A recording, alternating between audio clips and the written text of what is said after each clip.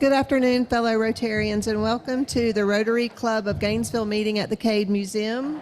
If you're watching on YouTube, please register your participation by sending an email to info@rotarygainesville.org. And everyone today, if you will, please silence your cell phones and welcome John Gregory to the podium for the song and pledge.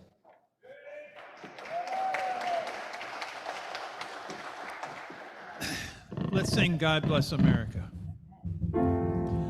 God bless America, land that I love.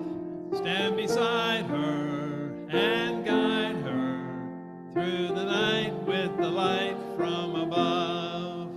From the mountain to the prairie, to the ocean, white with foam. God bless America, my home, sweet home. God bless America, my home, sweet home. Join me in the pledge. I pledge allegiance to the flag of the United States of America and to the republic for which it stands, one nation under God, indivisible, liberty, justice for all. Thank you, John. And now joining us via Zoom, Kevin Thorpe with our invocation. May we pray. Lord, we are beyond grateful for this day and all that it means. Thank you for our club and the significant benefit that it brings to our community. We are especially grateful for both of today's presenters. Thank you for reminding us that just as we need great health for our physical bodies, we also need great mental health. Continue to bless what we do and what we say. It is for your sake and for your glory we pray. Amen. Thank you, Kevin. You may be seated. Guests and visiting Rotarians, please remain standing to be introduced.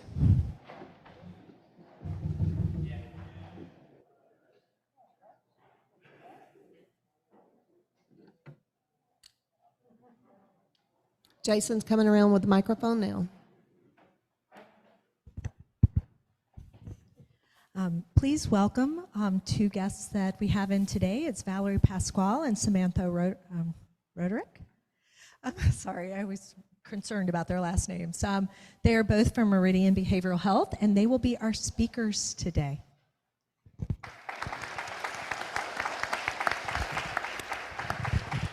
Fellow Rotarians, Melanie Shore, it is my great honor to introduce someone that really doesn't need an introduction, but back with us here in Gainesville, we are so honored, Sheriff Emery Gainey, who will officially take over on October 2nd.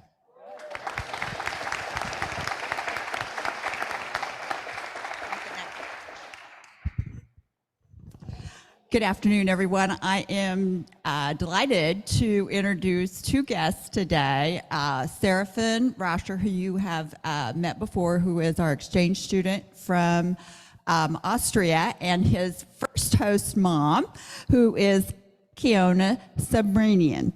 And she is here as a guest to see if hopefully we can convince her to join Rotary. So, thank you.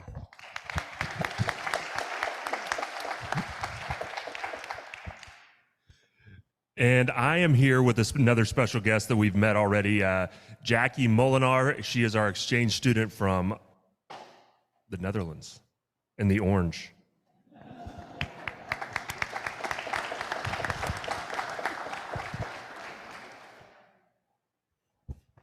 Hello, fellow Rotarians, Amber Miller. I am excited to have Miranda Morissette with us today. She is interning with us at United Way, and she is a senior at UF studying media production. So very excited to have her.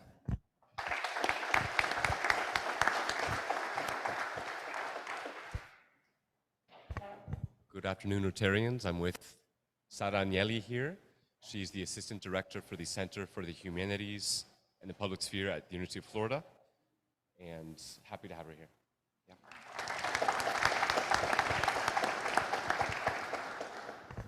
Good afternoon. I'm happy to introduce Heidi Britton, who worked in the UN in New York for 37 years, then 3 years in Africa, where she founded a group called Akapis, which helps wayward children, abused children, neglected children, you name it, she does it. Welcome, Heidi.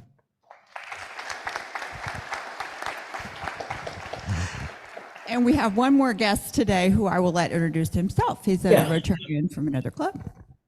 Yes, good afternoon. I'm Jacob Rush. I'm a Rotarian from the Monday Club, and I work with the Sheriff's Office.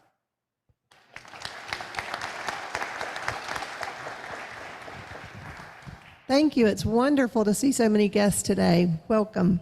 And now we have no announcements for today, so will help me welcome Linda Reinhardt, our president, to the podium.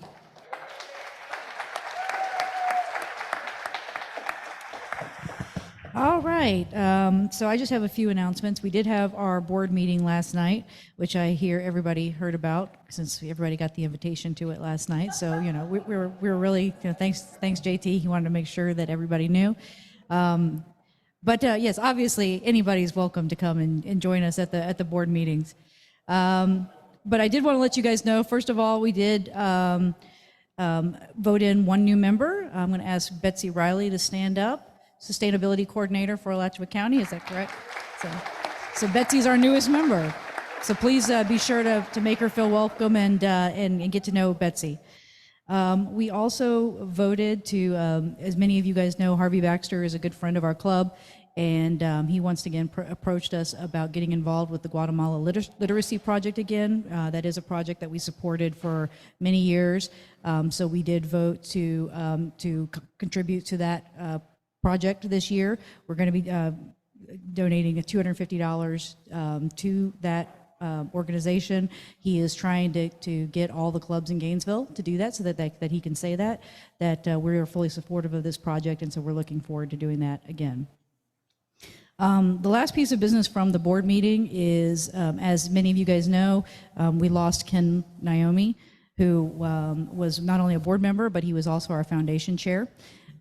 He had started some good work with getting us, getting our Paul Harris Fellows recognized and laying the groundwork to do some great things. But unfortunately, with his job situation, he's no longer with us. So that does leave us without a Paul Harris Fellow chair.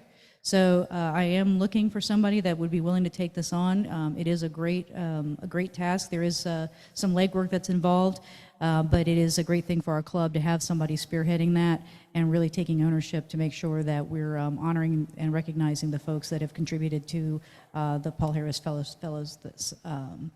Harris Society. So please let me know if you are interested, or if you have an idea for somebody you think that would be great for that task. We would really appreciate it. The last announcement that I have before I turn it over is just a reminder, again, Fun and Fellowship this Sunday, volleyball match, September 17th, 3 o'clock. There is a link to buy tickets. I have heard that there are some issues with it.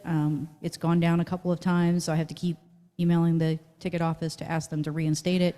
If you try to order tickets and for some reason you have challenges, please email me, and as soon as they get the link working again, I can send it to you so you can order the tickets. So with that, I'm going to turn it over to Lisa, and she's going to introduce our speakers today.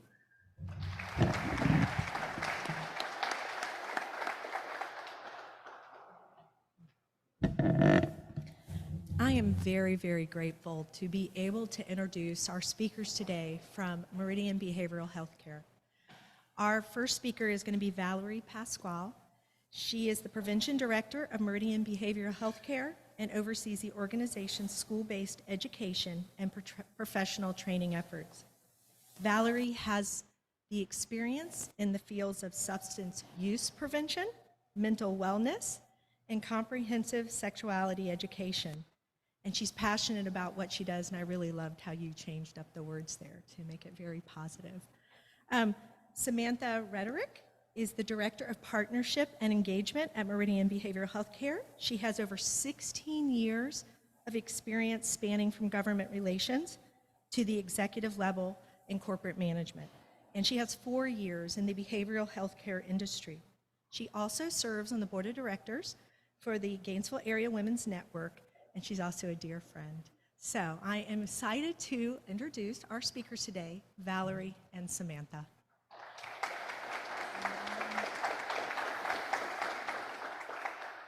Hi, everyone. I'm really excited to be sharing this important training with you today. Today, we're going to talk a little bit about suicide prevention. And yeah, I'm ready to roll. Hi. All right. It's not on. Okay, I'm learning. All right. Hi. Here's a little bit about me. I have a background in public health. And I've been at Merdian Behavioral Health Care and living in Gainesville for only about a year, but I'm really excited to be here and meeting all of you today. I'm originally from Maryland, and I am, someone who lives with mental illness, and I'm a child of someone with substance use disorder. So the work that we do at Merdian, which is, we are a continuum of care for people who live with mental illness and those with substance use disorder. Moving people on the path to recovery and wellness, so that is really near and dear to my heart. All right, so this is what we're gonna talk about today during my presentation. As I'm a trainer by trade, I have some learning objectives for y'all.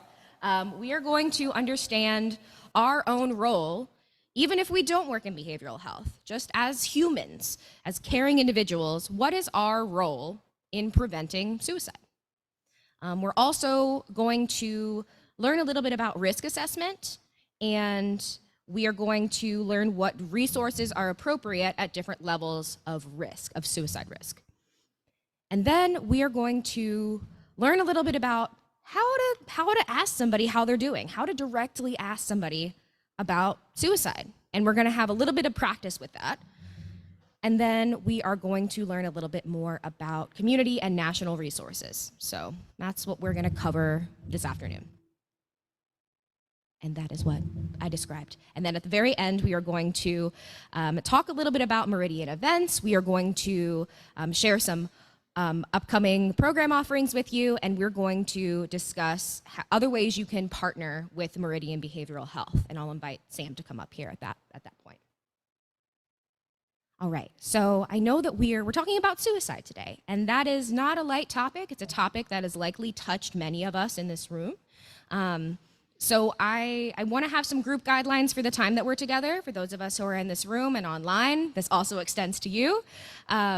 Whatever people bring up in this training, if y'all want to participate, you're more than welcome to share, add on to what I'm saying. I don't like lecturing particularly. I'll do a little bit of that today, but if you have things that you want to add on, we want those stories to stay in this room, the details, the who, what, where, when, but we want the larger lessons. You can shout them from the rooftops. You can let those leave the room. Obviously, this is a serious topic, so everyone has the right to self-care in this time we have together. So if you need to take a step away and grab a drink of water, you need to step outside, you need to step away from your computer for a second because what we're talking about is really touching you in some way, that's totally okay, and you should do that. You should take care of yourself. Want everyone to be as present as possible. And then as I teach a lot of young people, this is popular, and if any of you work with young people, you can feel free to steal this. I like throw glitter, not shade. So if someone says something during this time that we have together that is maybe we don't agree with, maybe we have a different perspective on it, we want to really be as supportive as possible, be understanding, non-judgmental, and not judge anyone for what they bring up during our time together today. And we want to respect everyone in the room. We do these group guidelines whenever we're talking about something particularly sensitive or when people might feel a little challenged in this time together. And of course, people do not have to participate if they don't want to. I'm not gonna say, hey, Sam, tell me all about your life. That's not what this is. So yeah, does anybody have any other group guidelines they want to add? Other things that we should keep in mind while we are talking about suicide prevention today? Any other ones you want to add, just repeating. It's okay if there are not, but if there are, I'm happy to make space for that. Okay.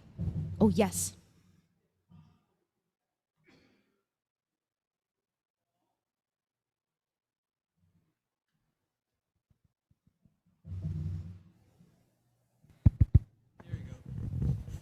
it's possible that you have a phone system where somebody could call in and say, I'm feeling depressed and so on? Yes, so we do have that at Merdian, and we will have a whole bunch of resources that are along the same vein that I will share. They'll be up on the slides, and also feel free to share the slides via email to whoever wants to. I know you have the email list, Lisa, so that will be available. Thank you, sir.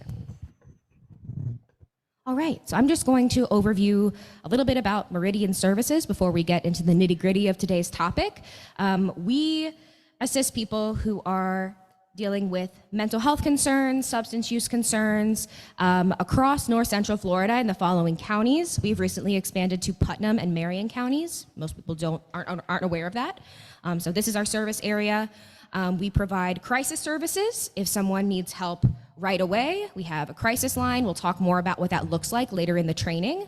We also have just regular old outpatient therapy. And then we also have prevention and education and case management. So really the whole spectrum of care we provide at Merdian. We aren't just one thing. We provide a bunch of services for the community.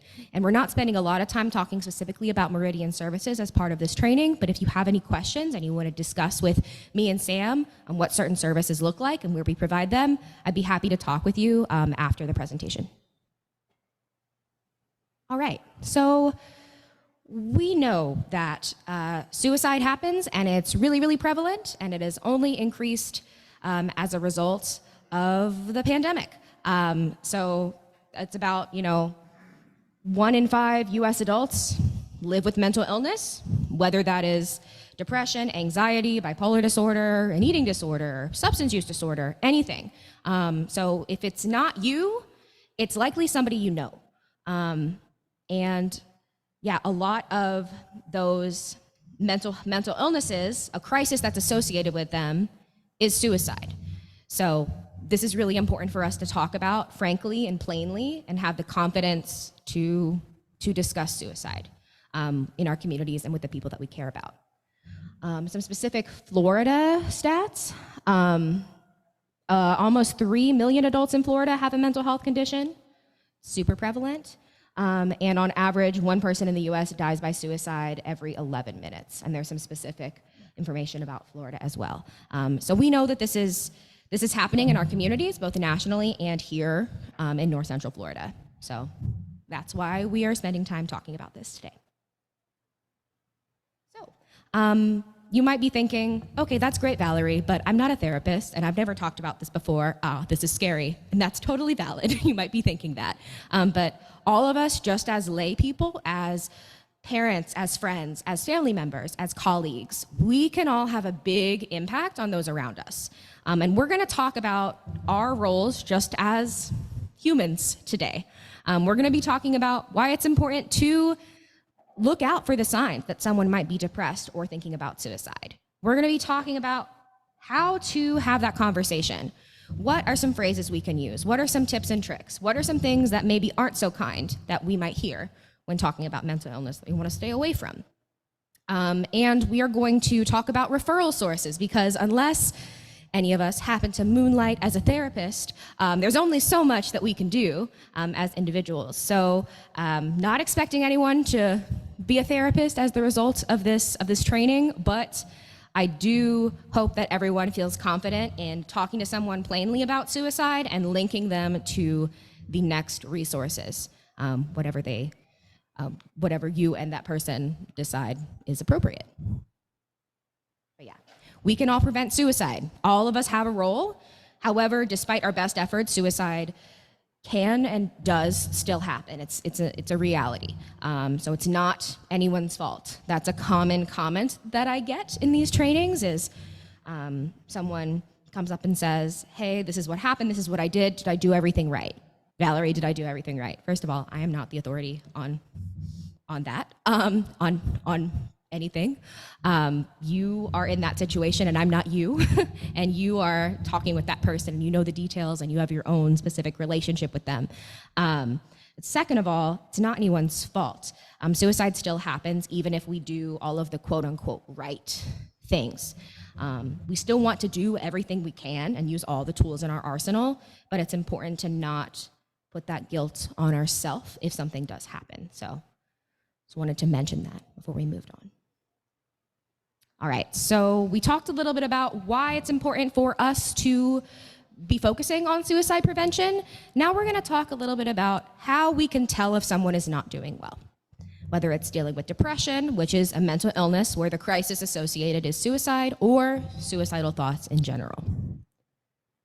All right, so depression is a mental disorder characterized by like dark, sad feelings, maybe feelings of worry, agitation, feeling like there's no way out, no hope.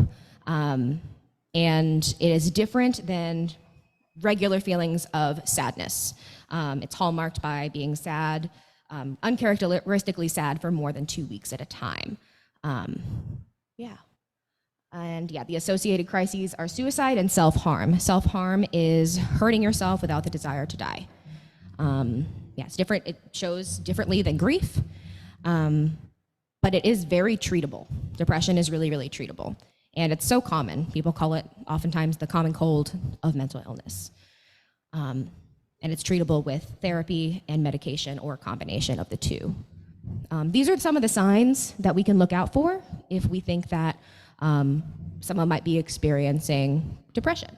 So having a depressed mood, loss of interest in hobbies and activities, weight disturbances unrelated to dieting, so either like extremes, like either extreme weight loss or sudden weight gain. The same with sleeping, either sleeping all the time or really having a hard time sleeping. Feeling worthless or guilty, having difficulty focusing, and thoughts of suicide. And then these are some signs that we can look out for just talking about suicide. Someone is usually feeling like there's no way out. They're feeling trapped. They might be feeling guilty about something that happened. They might be feeling intense emotional pain that they may or may not be able to express to you. They might be feeling worthless or like there's no way out, like they're trapped. They might be thinking a lot about death and dying. They might be thinking about being a burden to others in their life. And those two things, feeling and thinking, we aren't necessarily going to know about unless we ask somebody. So we're going to talk a little bit about how to ask somebody how they're feeling. But some things that they are experiencing that we might be able to see more directly is sudden mood changes. And sleep disturbances, like we talked about before, increased risk-taking. So if someone is usually a very safe driver, and now they're like, oh, I'm not gonna drive with a seatbelt, or I might, drive drunk, or, it doesn't matter if I drive unsafely, like I might, drive unsafely on purpose. That is an example of what I mean by risk-taking. Drug or alcohol problems, and giving away possessions. That is, because someone's making a plan to potentially not be there. So these are things that we should look out for, and there may be more. This is really general, but these are some of the really big red flags we can look out for. All right, so I have a quick true or false question for you. We haven't talked about this, so no pressure, but everybody who's with us, either if you're online or in person, I want you to give me a thumbs up or a thumbs down, or if you're online, you can write it in the chat if you'd like. But true or false, sudden improvement after a period of suicidal thoughts means that the crisis is over. I'll repeat that one more time. True or false, sudden improvement after a period of suicidal thoughts means a crisis is over. So I see pretty much a resounding thumbs down in the room, and y'all are right. Does somebody want to share why you selected thumbs down? Yes, in the back. Yes, and I'll repeat that for folks online, because they now have the energy to do it. That's exactly right. I'm gonna click my answer. So yes, people are most at risk of suicide after, like in a 3-month period after the onset of sudden improvement. And that's because, you're right, they get more energy, they've maybe thought about it a little more, they might be at peace with their decision, and they have the energy to carry it out. Yeah, so that is another huge red flag to look out for. We often don't think of that unless we're already familiar with suicide. But it's really easy for us to say, oh, you know, they're doing great. They were so low and now they're doing so well. Phew, it's over. Great. Whew, I'm relieved. But if there is that really big mood swing from I'm feeling really low to woohoo, everything's peachy and great, and it's really sudden, that is a red flag. So I just wanted to include that in our discussion today. All right, so this is a lot of text on here. I'm going to break it down. These are risk and protective factors are items that can make us more likely to experience something or less likely to experience something. Right now we're talking about suicide specifically. So when I list these risk factors, many of us have these, so I'm not listing them so we can say, oh, you know, I have this risk factor. It doesn't mean that you are going to experience suicidal thoughts in your life. It just tips the scale in that direction. And also, protective factors tip the scale in the other direction. And most of us, no matter what health condition we're talking about, have some combination of risk and protective factors. So I just want to review these quickly for us so we can understand the context of what we're talking about. Some risk factors that can make it more likely for someone to experience suicidal thoughts or actions is, you know, their own family history of mental health conditions, having substance use disorders. Trauma is a huge one. Experiencing any really intense, harmful event, emotionally, physically, or otherwise. Having access to lethal means, whatever that means is. Research shows that is a huge risk factor. And that includes drugs as well. And prolonged periods of stress, so being the victim of workplace harassment, or, you know, being unemployed for an extended period of time. Those are things that can tip the scale more toward suicidal thoughts or actions. On the other hand, some protective factors that can tip the scales the other way are, you know, our own drive to engage in the process of healing and wellness. So our own drive to pick up the phone and say, hey, I'm not feeling well. I'm gonna call my friend. I'm going to reach out and make an appointment with a therapist. I'm going to reach out and ask for help, whatever that looks like. Having support from our communities, and that's why we're all here. We are here to support our communities, support the people that we love. That is a huge protective factor. I'm really hitting on that because sometimes when I talk about suicide prevention to folks who are not in the mental health field, they really are like, what can I do? Just being there, being supportive, being kind, being understanding, leading with compassion, that's huge. Some other protective factors include cultural or religious beliefs that lead us to have a sense of purpose or have, you know, more self-esteem, and the ability to cope, coping skills. That's a big thing that I do in my job, is I teach young people how to cope with stress so they don't turn to drugs or picking up a cigarette. So coping skills is huge. Yeah, so these are some risk and protective factors, and we can most affect the protective factors. We as lay people can't do much about the risk factors. We cannot make someone not have been abused as a child. We can't do that. We can't go back in time, but we can provide them support with whatever our relationship is to them. All right, so now we're gonna transition and we're gonna talk about how to have the conversation. You might be thinking, okay, that's all fine and good, Val. I understand the research, I understand why this is important, but I'm scared. I don't know how to do this. I don't know how to have this conversation. It's gonna be awkward. What if I say something wrong? And I get that. I've been there. A lot of us have been there. We're gonna go through some tips and we're gonna have a little bit of practice. All right, so this is a framework that my department really likes to use for how we first approach someone. This can translate to more than just suicide. This could be any mental health concern. So feel free to take this and use this whenever you see fit. So a good way to approach someone is to state what you see. So we talked about the signs and symptoms. Can somebody just give me a sign and symptom to go off of for this example? What's a sign and symptom that we talked about before for depression or suicidal thoughts? Sleeping too much, thank you. Okay, so we can state our observations. We can say, hey, Jenna, I've noticed that you've been sleeping all of the time and like oversleeping for work. Step 2 is expressing concern. You can say, hey, you know, you're one of my closest friends. I really care about you and I'm worried. And then step 3 is express willingness to help. So, you know, I've seen this, I'm concerned. Hey, do you want to talk about this? I'm here for you. What can I do to help? You could also ask an open-ended question like, how are you doing? Do you want to talk about it? What's going on? An open-ended, non-judgmental question. So this is kind of the equation that we like to use. It's a good first step if we've never had these kind of conversations before or never really thought about what we were going to say. We just kind of stumbled through them. This can be really helpful for us to cling on to, because likely when we're approaching someone, when there's a sensitive topic, we're shaking in our boots. We're nervous. So having something in the back of our mind or in the back of our pocket to pull out is really helpful.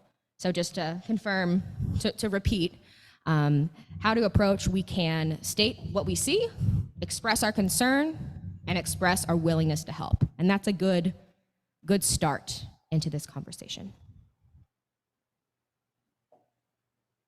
All right, so here are some tips on your approach. These are things that are guidance from the National Council on Mental Well-Being, which is a national organization that I work with really closely as part of my job. And this guidance is from them, and it's great guidance. So they recommend to use I statements like, I noticed you're sleeping a lot, instead of, why are you sleeping so much, Jenna? What's up? That can seem a little confrontational. So using I statements, coming from a place of compassion when we're having those conversations is really important. How we start that conversation can determine how it goes, if somebody opens up to us or doesn't. And we want to try to talk in a clear, calm, slow voice. That can be difficult for a lot of us. I know it is for me. When I get nervous or even just a little bit excited, I speed up by about 3 times, but that can be stressful for someone. So that's something that personally I know I'm working on, is slowing down my speech and being intentional.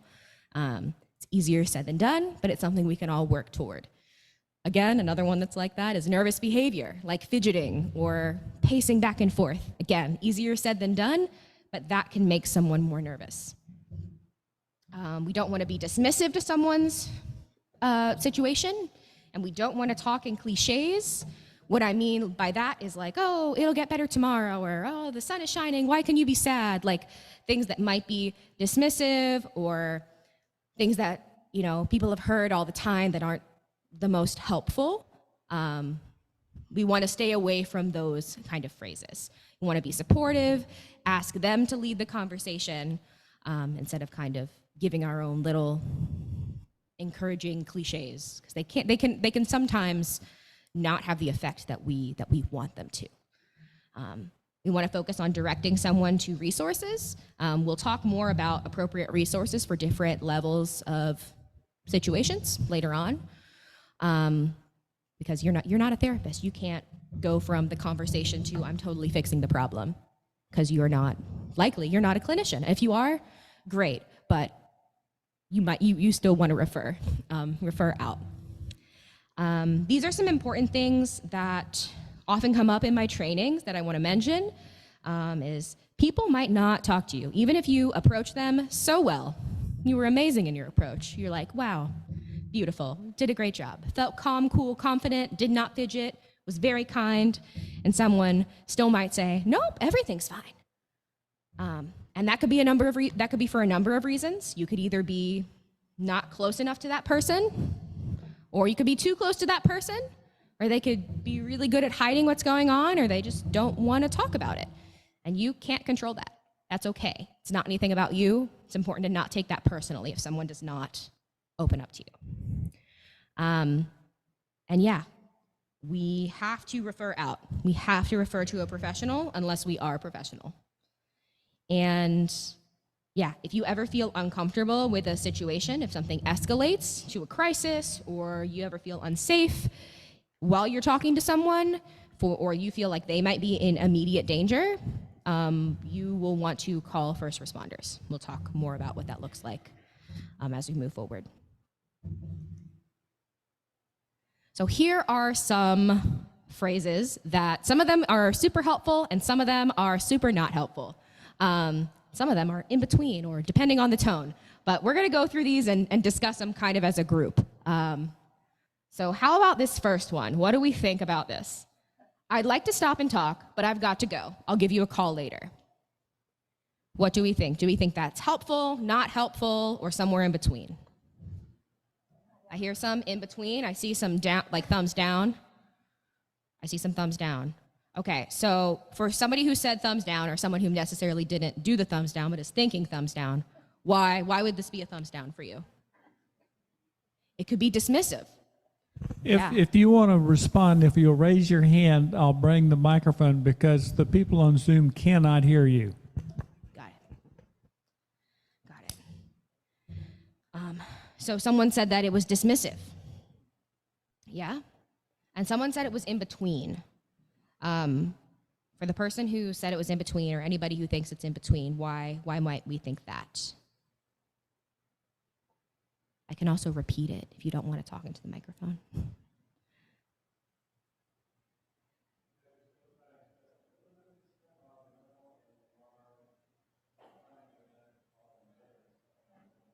Yes, so to repeat that. Would you please repeat that for the people on Zoom? Thank you. So to repeat, you're still trying to show a little bit of compassion and help, but it's not fully there, but you're letting them know you're going to call them back later. I agree more with that. However, I can see how it would be dismissive. I think the main thing is tone in that one. And are we actually going to call them back? So we don't want to make promises that we can't keep. We want to follow through. Yeah. All right, let's go back and pick another one. We don't have to go through all of these, but I'm going to pick some of the tougher ones.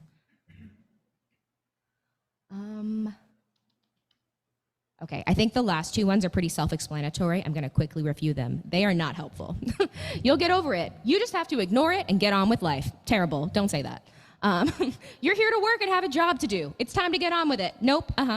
We're not doing that. No, thank you. How about, I understand and I know exactly what you're going through. The same thing happened to me 2 years ago. This is another tricky one. I see some thumbs down. I see a thumbs up. I see some middles. That is why I picked this one. This one is also it depends. And I'm going to give some guidance on how to disclose your own story in a way that's appropriate. We might not understand exactly what they're going through, so I would avoid saying, I understand exactly what you're going through, because we're all different people and the situations are different, although they might be similar. So I would avoid saying exactly. However, when you have a conversation with someone, in your situation is similar, it might be appropriate to say, hey, I have a similar situation that might be helpful to hear about, and if you're open to it, I'd like to share with you. Just kind of leave the door open for them. That's usually what I suggest. So if someone is in a mood to hear it, or if they are in an okay place to hear about your situation, they can, and if they're so stressed out they can't deal with that right now, they can say, hey, thanks, later. So that's like an in-between one as well. And then the ones that were, I think, number 3 and number 4, those are things that we would recommend to say. And the things that are in common with number 3 and number 4, which I'll read, they are all open-ended questions and they're non-judgmental. And they're assessing what's going on. So number 3 and number 4 on the board are, how long have you been feeling like this? And have you spoken to anyone about this before? That helps you figure out the scope of the situation, and also is a non-judgmental, opening the door question. Number 4 is, something seems to be bothering you. Do you want to talk about it? That's a good one to have in the back of your pocket. You can also add on and say, hey, I see this specific thing. I care about you. Do you want to talk about it? And then that's the 1, 2, 3 of the framework that I described earlier. These are just some general guidelines for you to look at.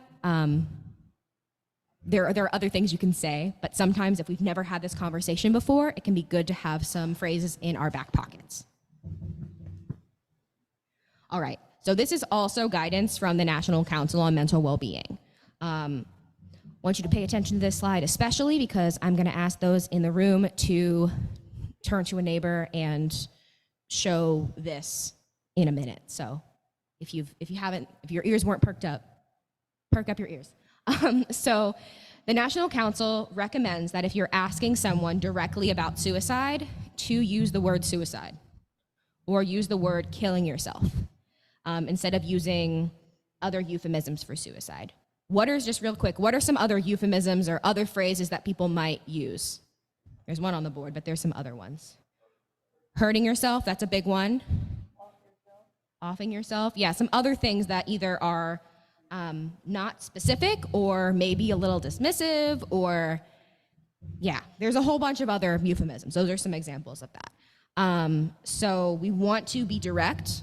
That's for two reasons. That's to show, number one, we are not confusing suicide with self-harm because those are totally two different levels of risk.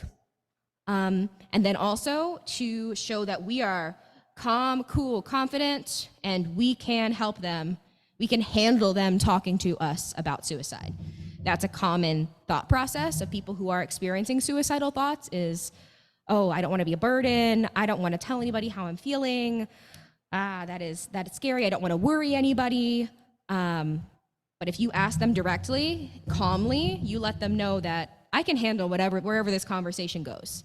That can make them feel safer, more willing to open up, and more likely to get care.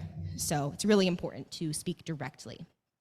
Some other tips, you're not going to be using these for this activity, but this is just mostly an FYI for everybody who's here today, is we want to talk in the present tense instead of the past tense. So instead of saying, have you ever thought about suicide? If we're really trying to assess whether they're thinking about it now, we want to say, are you thinking of suicide? Are you thinking of killing yourself? Present tense instead of past tense, because that impacts the risk that we're talking about. We also don't want to use words with either like really positive or negative connotations.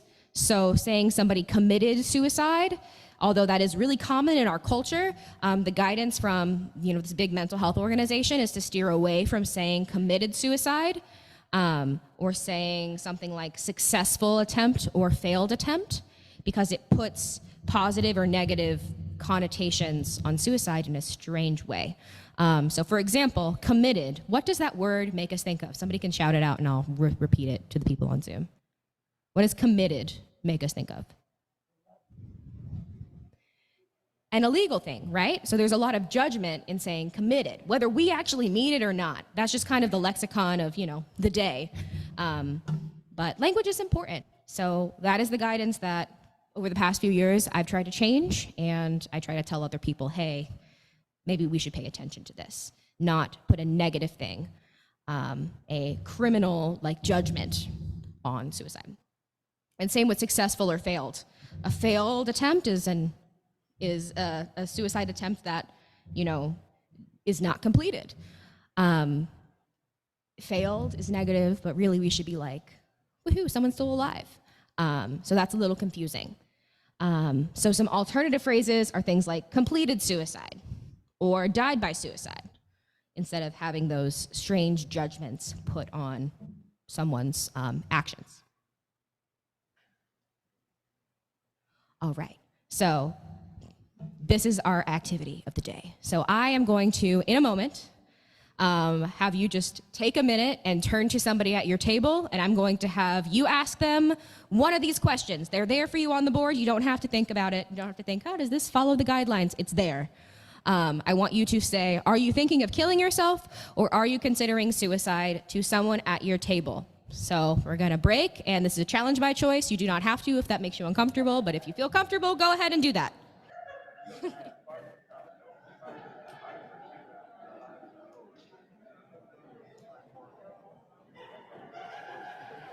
All right. 5 minutes. All right.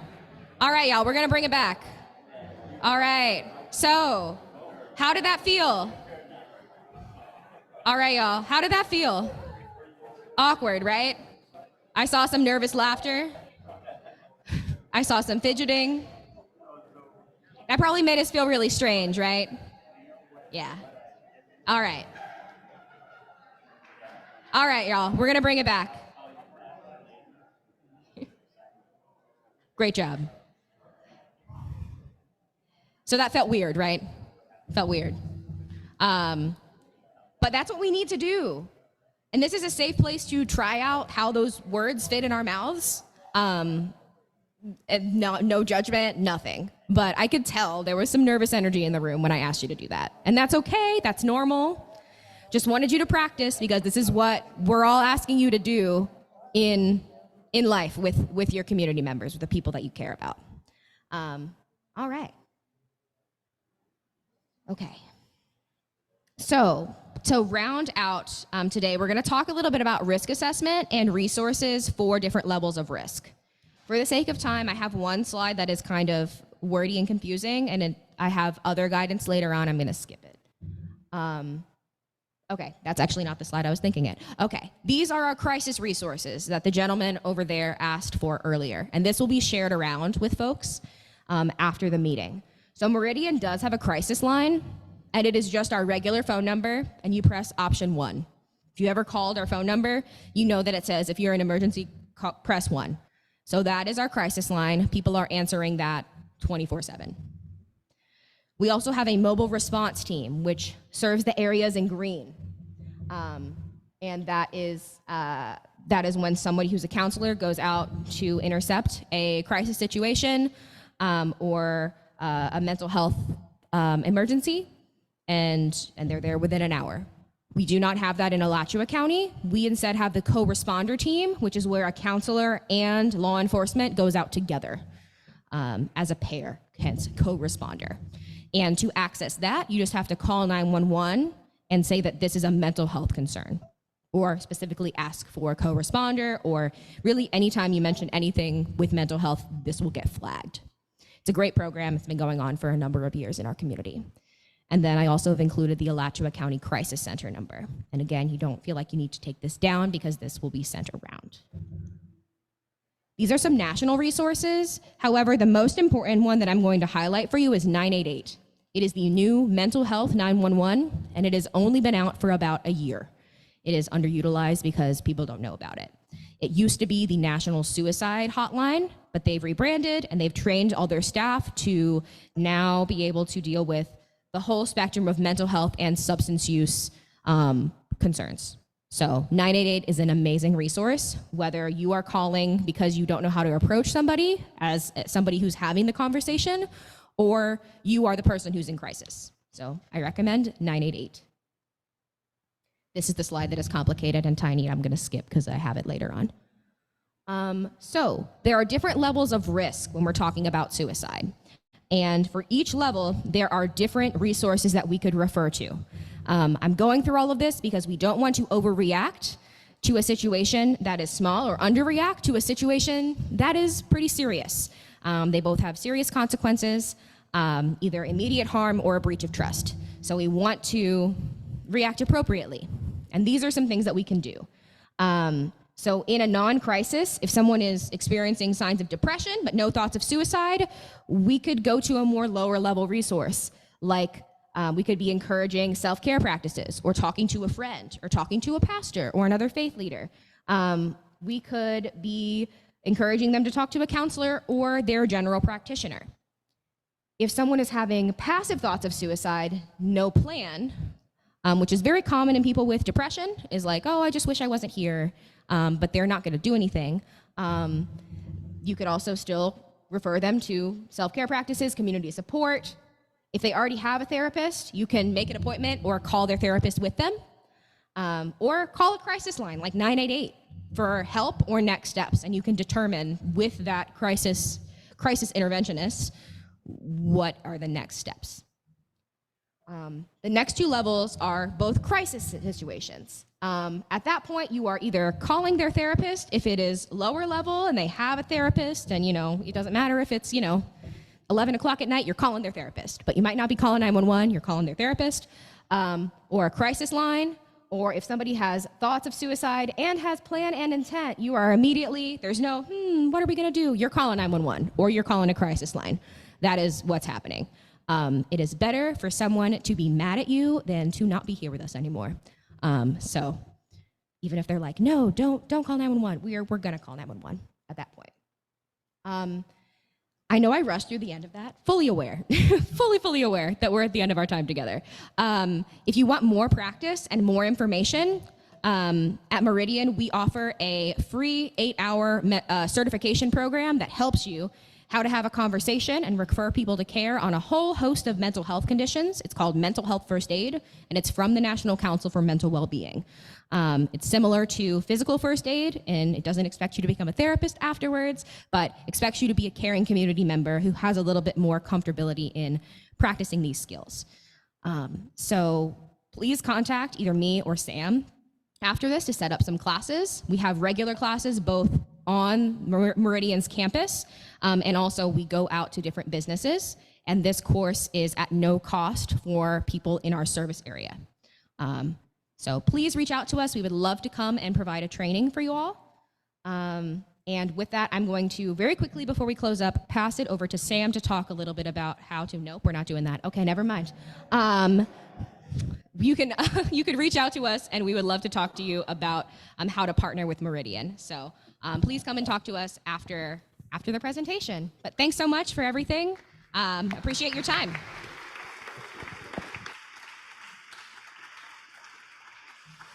All right, thank you to Valerie and Sam, and as I said, please feel free to stick around and chat with them after the meeting. Ladies, I did want to let you know that in honor of recognition of you guys being here, we will be making a donation to the Bread of the Mighty in your name, so I'll give you these after that. Next week, our speaker will be Sherry Houston, who will be introducing us to the new Ronald McDonald House. If you have not seen it, it is a beautiful facility. So, and if you've never listened to Sherry speak, she has a lot of passion and excitement. So it'll be a fun time with her next week. Quote of the day. To anyone who is out there hurting, it is not a sign of weakness to ask for help. It's a sign of strength. And then the final piece of business, our raffle drawing for the day is 091. 091, Rotary Reading Safari number. And with that, have a good day.